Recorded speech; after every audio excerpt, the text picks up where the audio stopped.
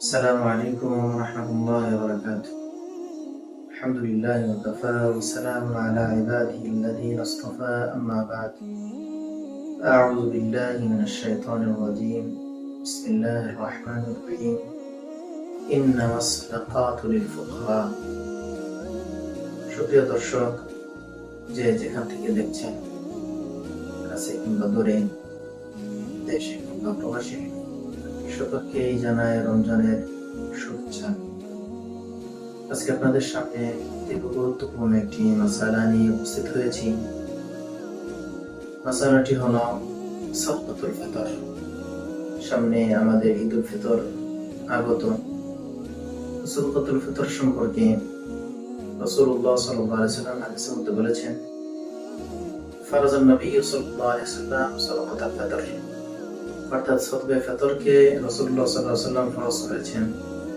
সাদকাতুল ফিতরের নিসাব হলো যে ব্যক্তির কাছে ঈদের দিনগুলোতে নিসাব পরিমাণ মালের মালিক থাকবে, নিসাব পরিমাণ মাল থাকবে, অর্থাৎ কারো নিকট যদি তার প্রয়োজনীয় জিনিসপত্র ব্যতি রেখে টাকা, অন্যান্য সম্পদ সবকিছু মিলিয়ে 52.5 ভরি রূপার সমপরিমাণ মূল্য পৌঁছে যায়, তাহলে ওই ব্যক্তিকে সাদকাতুল ফিতর আদায় করা জরুরি, আল্লাহ রাসূল ফরজ করে দিয়ে গেছেন।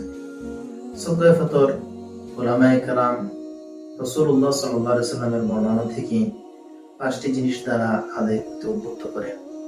মানুষের ক্যাটাগরি, মুসলমানদের ক্যাটাগরি বিভিন্ন রকম হওয়ায় আমরা যার যার যেমন সামর্থ্য হয়, যার যার সামর্থ্য অনুযায়ী সাদকাতুল ফিতর আদায় করা। সাদকাতুল ফিতর আটা দিয়ে আদায় করা যায়, চাল দিয়েও আদায় করা যায়, খেজুর, কিশমিশ এবং পনির দিয়ে আদায় করা যায়।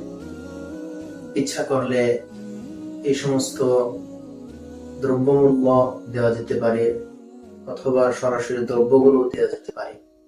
যদি কেউ সাদকাতুল ফিতর আটা দিয়ে আদায় করতে চায়, তাহলে ওই ব্যক্তির জন্য 1 কেজি 600 গ্রাম আটা অথবা তার মূল্য আদায় করতে হবে।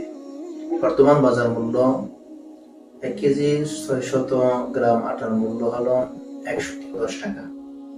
ঠিক এরকম ভাবে কোনো ব্যক্তি যদি জব দিয়ে আদায় করতে যায়, তাহলে ওই ব্যক্তির জন্য 3 কেজি 300 গ্রাম জব আদায় করতে হবে, অথবা তার সমপরিমাণ মূল্য দিতে হবে।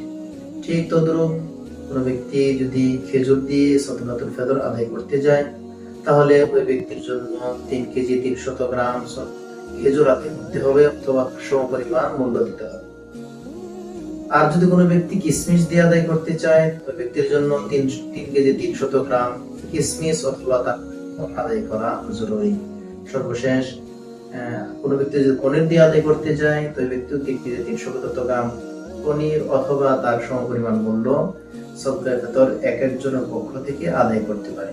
পরিশেষে সারমর্ম হিসেবে বলা যায়, সর্বনিম্ন সাদকাতুল ফিতর আমাদের দেশে বর্তমান 110 টাকা, যেটা আটা ধরে, আর সর্বঊর্ধ্বে যেটা পনির ধরে হয়, এটা হচ্ছে 2805 টাকা।